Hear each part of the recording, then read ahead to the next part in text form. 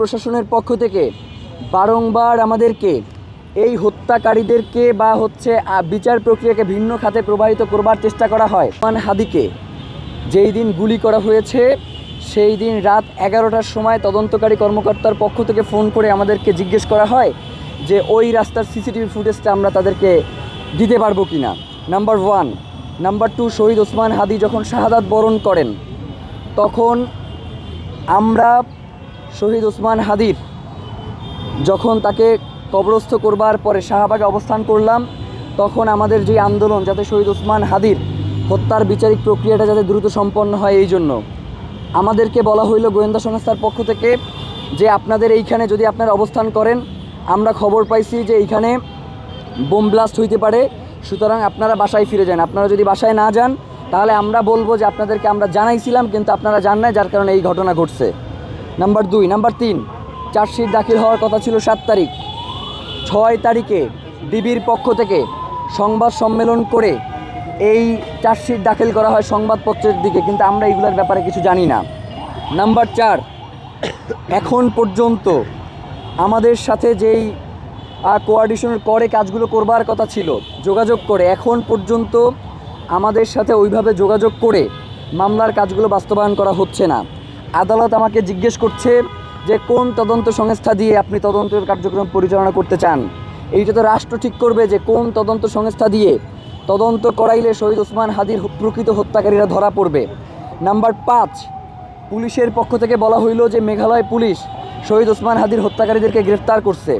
পরবর্তীতে মেঘালয় পুলিশ প্রত্যাখ্যান করলো যে তারা এই ধরনের কাউকে গ্রেফতার করে নাই।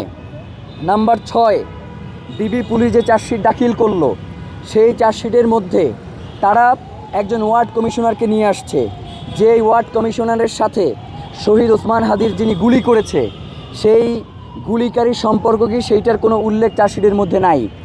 এই যে গুলিকারী ফয়সাল করিম মাসুদ, তিনি যে সিঙ্গাপুরে বসে মাহবুবুল করিম হানিফের সাথে যেই মিটিং করেছে, নানকের সাথে যেই মিটিং করেছে সেই মিটিংয়ের ব্যাপারে চার্জশিটে কোনো তথ্য নাই। এমনকি শহীদ ওসমান হাদির হত্যাকারীদের ব্যাপারে যাদেরকে গ্রেফতার করা হয়েছে তারা কিভাবে এই খুনের সাথে সম্পৃক্ত সেই ব্যাপারে কোনো সুস্পষ্ট রূপরেখা চার্জশিটের ভিতরে ছিল না, যার কারণে আমরা তখন আদালতে এই চার্জশিটকে নারাজি দিয়েছিলাম এবং পুনঃ তদন্তের জন্য আবার আবেদন করেছিলাম, যার কারণে এই তদন্তের ভার সিআইডির কাছে গিয়েছে।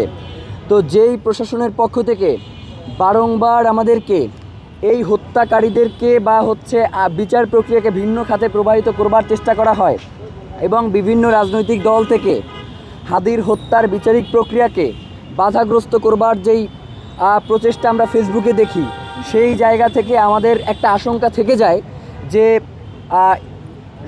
প্রশাসন চাইলেও এই হত্যার সুষ্ঠু তদন্ত করতে তারা সক্ষম কিনা।